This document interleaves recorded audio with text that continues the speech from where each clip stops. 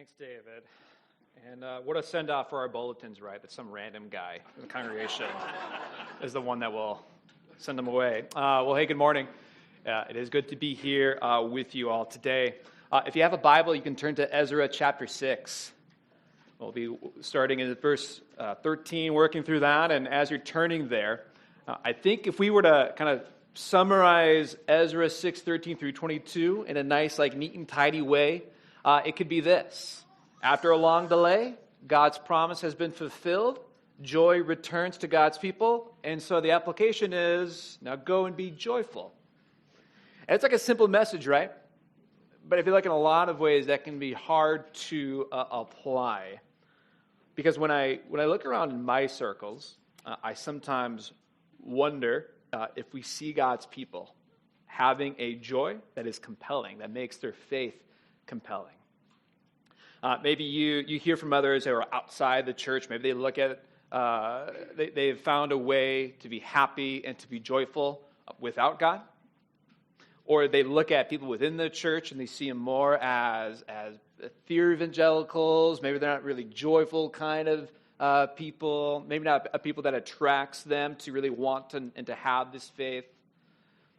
I also think of in my circles some friends that I've served along with, ministered along with, some who have come to the place and the decision where they feel like they can have a more satisfying life without God, so they leave the faith altogether. And from that, it causes me to then ask and reflect in my own life, is my faith compelling? Does my faith model a joy-filled life? And I think we can ask that to ourselves as a community, as Hillcrest. Is our faith one that compels others in the Dane County area to want to know more about who this Jesus is? So I'm excited about this passage today because as we've been building out the themes of Ezra, we have seen God's people discouraged, opposed, and lost. But here we are in chapter 6. This passage is about joy. It's about a joy that comes out of challenging circumstances, and a joy that comes out of realigning ourselves with the God of the universe. And so this text, I hope, is encouraging for us today as we've been focusing on the people of Israel and their return to land post-exile for the last several weeks. This morning, we reach a significant milestone for the people of Israel within Ezra. This passage is the climax of God's faithfulness and Israel's faithfulness and how those collide to celebrate his redemption work. So this morning, our big idea, we're going to tease out from this passage, is that God's faithfulness to his people restores our worship and rekindles our joy, even in hardship, as we remember the struggles that the Lord has brought us through. And we'll break down the passage in a few ways. We'll talk about how God restores our worship, how he invites us into deeper, joy-filled obedience, and then how we experience joy and awe in his deliverance. So before we jump into the text, would you pray with me? Well, Father, we thank you for the gift of the new day and the gift to be together with one another as God's people and to worship, to be with others, to hear from your word. And Lord, we acknowledge that maybe even as we're coming into this morning, that we are needing to hear a word from you, that maybe we are in need of some encouragement, that there is some joy that we would like to have, but we're lacking. Lord, would you use your words? Would you use whatever I have this morning for your glory to encourage us in whatever way you would have it? We give you this time. We steer our eyes to you. In your name we pray. Amen. All right, so Ezra 6, starting in verse 13. Then, according to the word sent by Darius the king, Tattenai, the governor of the province beyond the river, Shethar-Bozenai and their associates did with all diligence what Darius the king had ordered. And the elders of the Jews built and prospered through the prophesying of Haggai, the prophet of Zechariah, the son of Iddo. They finished their building by decree of the God of Israel and by decree of Cyrus and Darius and Artaxerxes, king of Persia. And this house was finished on the 3rd day of the month of Adar, in the 6th year of the reign of Darius the king. And the people of Israel, the priests and the Levites, and the rest of the returned exiles celebrated and dedicated this house of God with joy. They offered at the dedication of this house of God 100 bulls, 200 rams, 400 lambs, and as a sin offering for all Israel, 12 male goats according to the number of the tribes of Israel. And they set the priests in their divisions and the Levites in their divisions for the service of God at Jerusalem, as it is written in the book of Moses.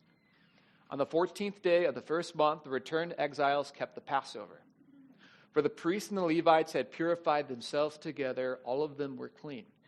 So they slaughtered the Passover lamb for all the returned exiles, for their fellow priests, and for themselves. It was eaten by the people of Israel who had returned from the exile, and also by everyone who had joined them and separated himself from the uncleanness of the peoples of the land to worship the Lord, the God of Israel. And they kept the feast of unleavened bread 7 days with joy, for the Lord had made them joyful and had turned the heart of the king of Assyria to them, so that he aided them in the work of the house of God, the God of Israel.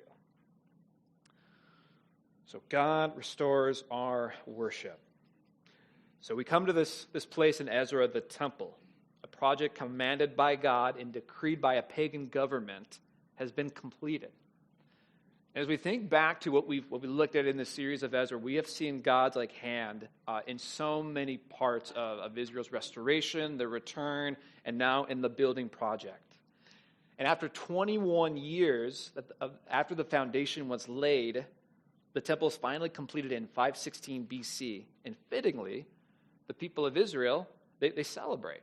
They celebrate because God made it happen. God is the one that made it happen. And we think back to verse 16, that the people of Israel, the priests and the Levites and the rest of the returned exiles, they celebrated with joy.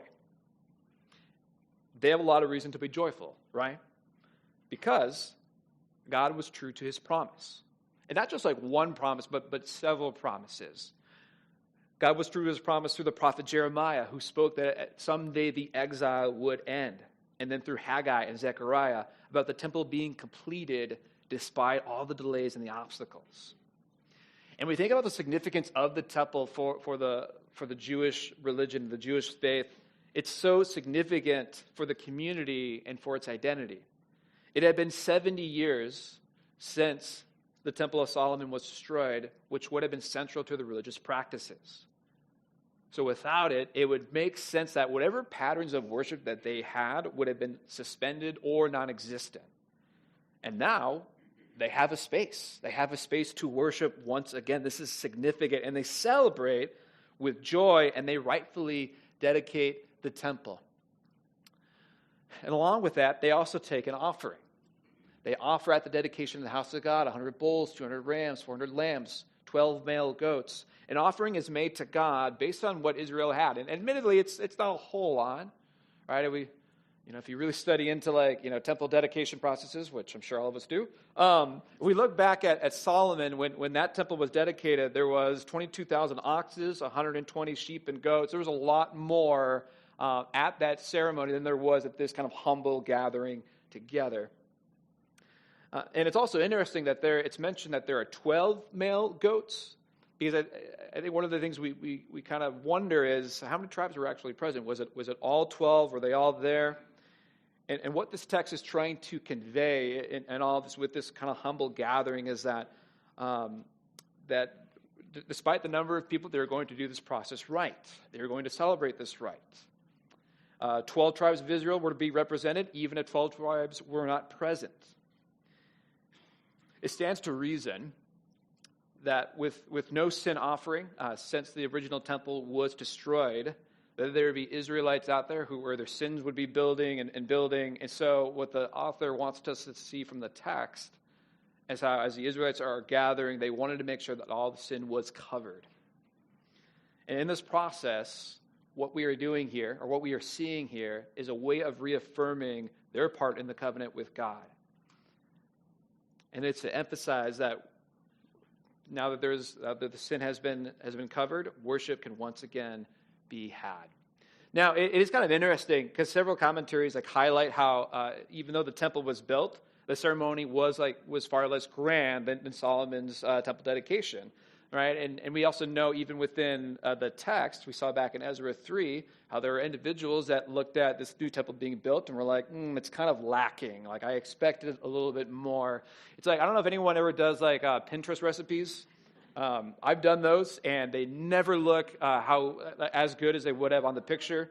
Once I made cinnamon roll pancakes where I burned like the sugar, and they just had this really weird look. Anyways, that's besides the point. But you just have this like expectation of here's what this is supposed to be, and here's where God's presence is supposed to be. But the reality is kind of lacking in that.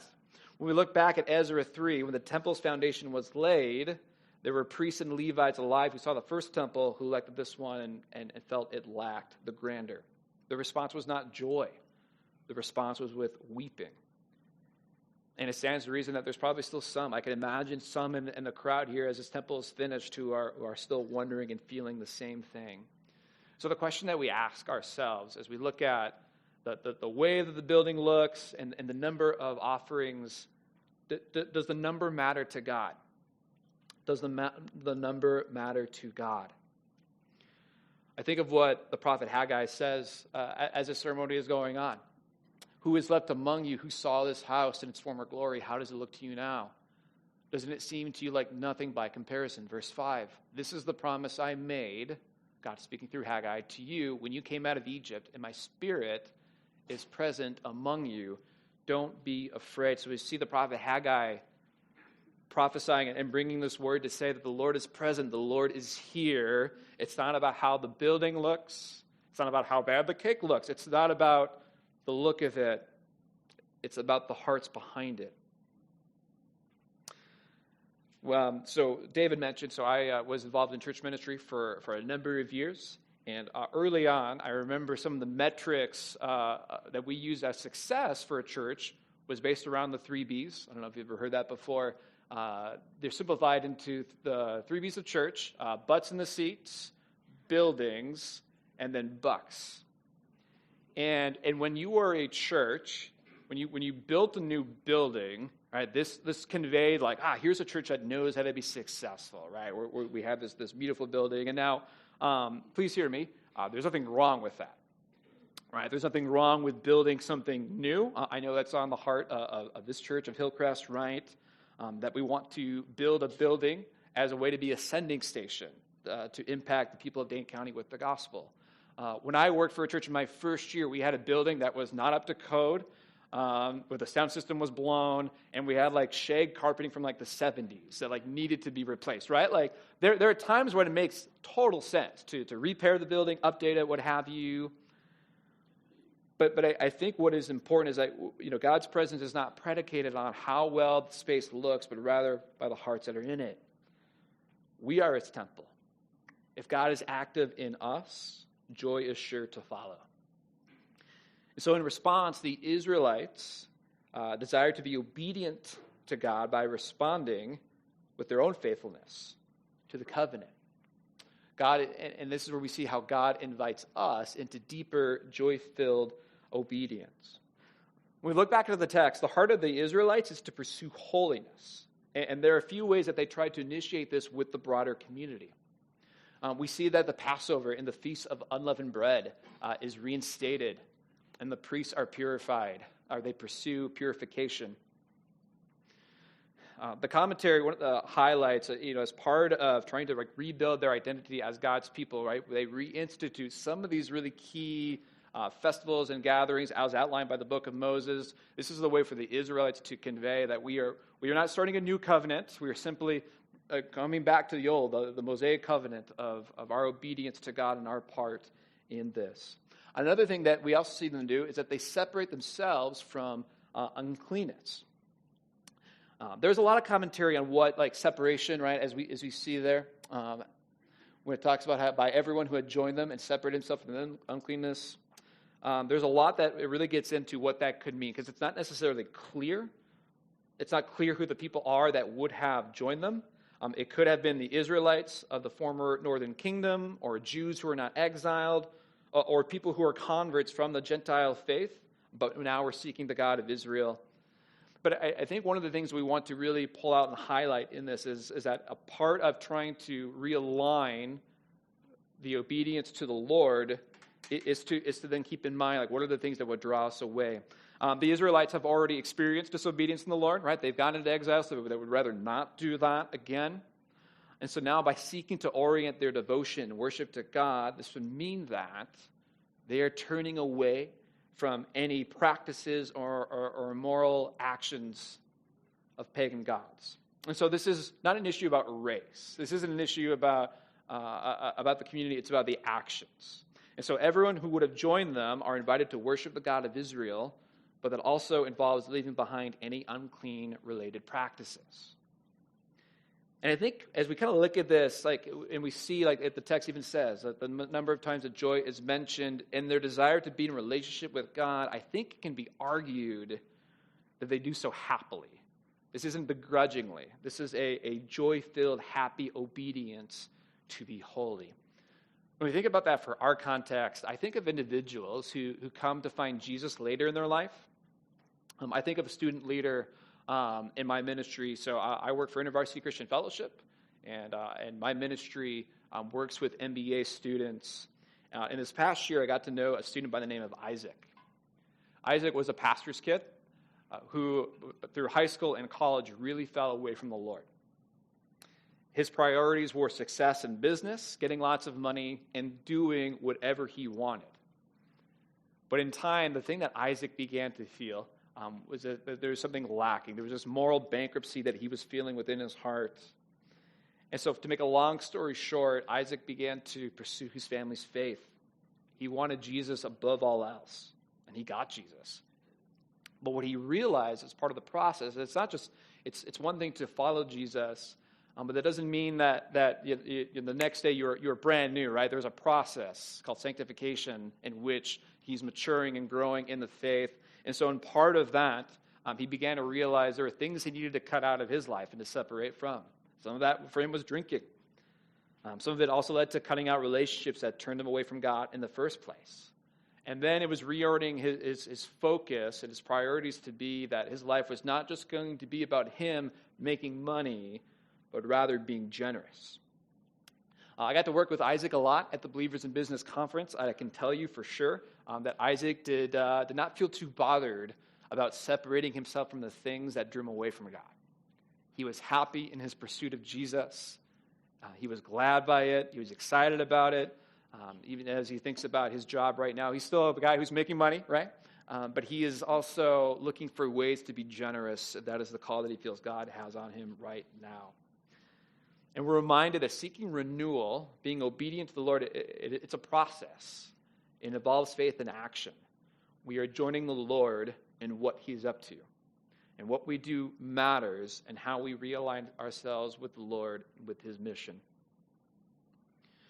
We pick up in the last verse. We experience joy and awe in his deliverance. Within the celebration of Israel, the Feast of Unleavened Bread is what follows next after the Passover, as it again remembers how God delivered his people. Together, these two feasts actually really just convey the message of we're celebrating and remembering the good things that God has done for us. And so we ask again, why are the Israelites so joyful? Is it just because the building has been built? Or is it something else? I can imagine, as the Israelites, you're having these feasts and you're remembering the goodness of God. They're probably thinking, we did absolutely nothing to get ourselves to this point, right? In a group project where sometimes you don't even show up, but you still get an A, that's the Israelites, right? Because in all of this, they did nothing to get themselves at this moment. They lacked the fanfare, right? They lacked the offering. This group of post-exilic Israelites didn't have the funds, the army, or the power to take back the land on their own, right? But who did? It was God. And then how did God pay for it? Verse 22. For the Lord had made them joyful and had turned the heart of the king of Assyria to them, so that he aided them in the work of the house of God, the God of Israel. It is God who has done what the Israelites could not have done on their own. He made the highest human authorities pay the bill. We notice that the king of Assyria is mentioned in the text, which a lot of commentators discuss as to why that is, because at first glance, as we've been reading through Ezra, we might think, wouldn't it be the king of Persia who's the one that God turned? I like what the NIV application commentary says on this. Here I am. Here's my notes. It talks about how the ancient readers, when reading this or hearing this, would understand that the conquering king becomes king of the people that he conquered.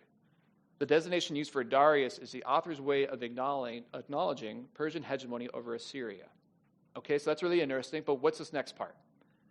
The irony in all of this is that the Assyrians were responsible for the exile of Israel in 722, but now, due to imperial ideology at play, they are responsible for aiding in the restoration project.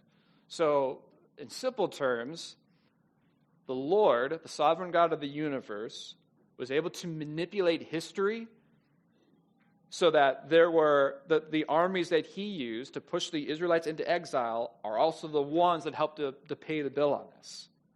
So this is God at work, working behind the scenes where God can really do anything, even taking pagan rulers and paying for the bill. And so I can imagine for the Israelites, there's joy knowing that they didn't do anything. This is all because of God. We are celebrating and having joy because it's not Cyrus or Darius who get the glory. It's God. God did it all. And this is our God who is faithful to work in hard situations, especially in those moments where we feel powerless. I don't know if you've ever had that feeling before, feeling powerless. It could be, it could have something to do with a relationship lost or a job. For me, it was my health. So about a year ago, actually right around this time, we're coming up on the year of it, I began to experience some symptoms within my stomach. And I had these symptoms before, and so we kind of felt like we know how to manage it, like I should be good to go here in no time.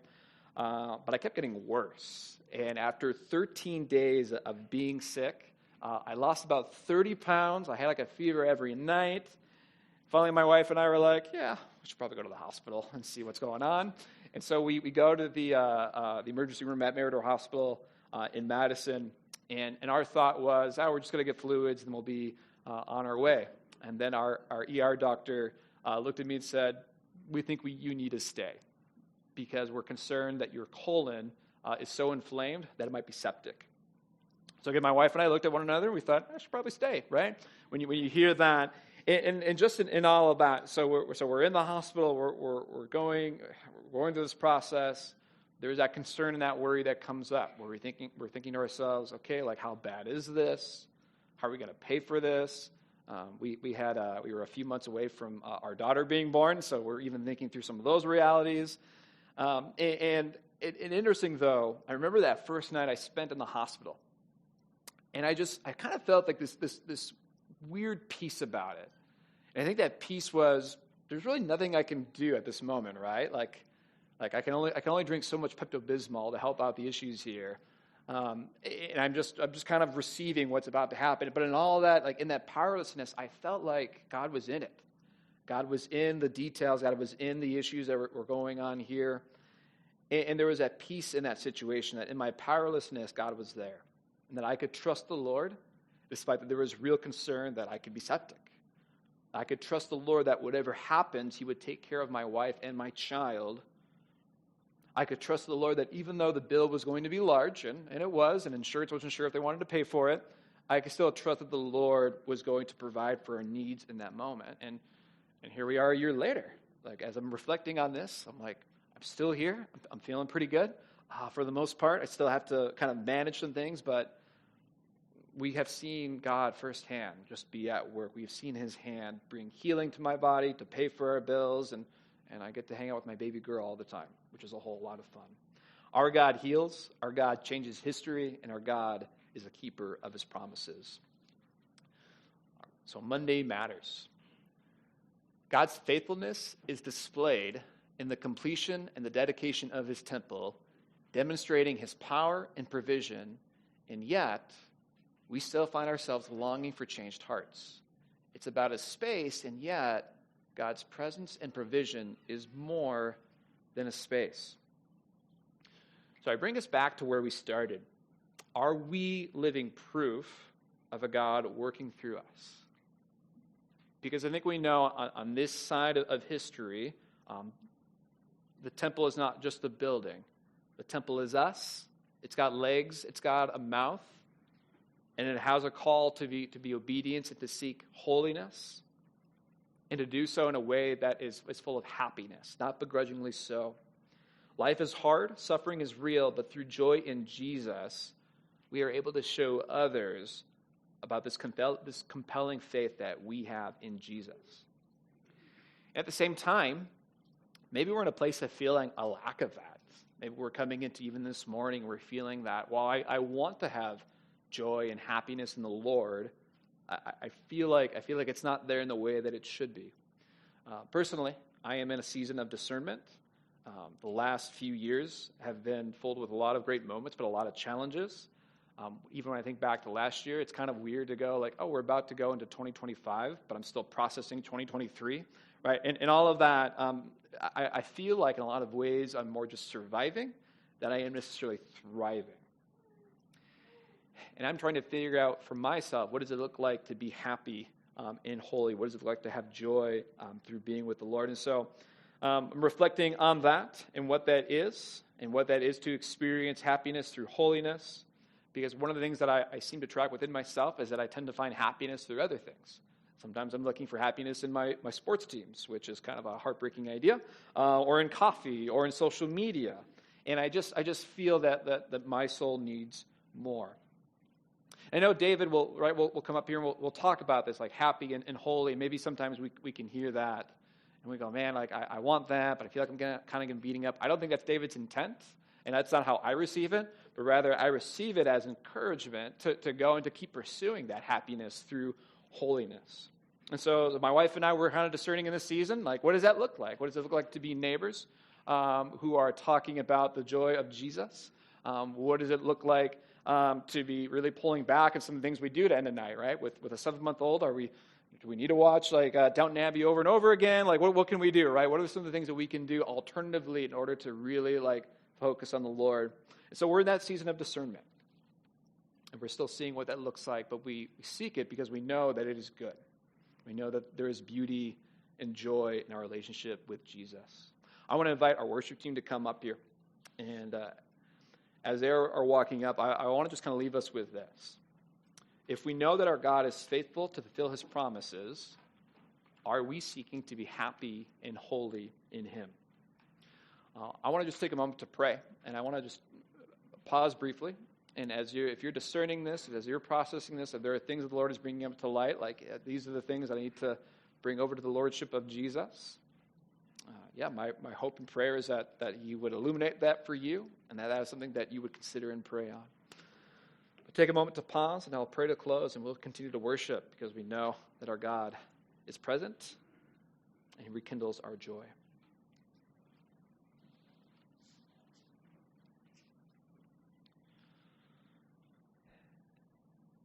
God, you are so good to us. You are a God who is merciful. Your word tells us your mercies are new every single day for us. And even on the times and the days when we feel like we're just missing the mark, we could be doing better. God, you are gentle with us. You're gracious to us. But Lord, we don't want to stay in the same spot. We want to grow. We want to experience the fullness of life that comes from your Son, Jesus. So Lord, if there's whatever those obstacles are right now, it could be mismanagement of time, it could be doubt, it could be hard things, whatever it is, Lord, would we just bring that before you? Would we be able to worship you for all that you are? Help us, Lord, to be more like your Son, Jesus, and to be a light to those who are around us.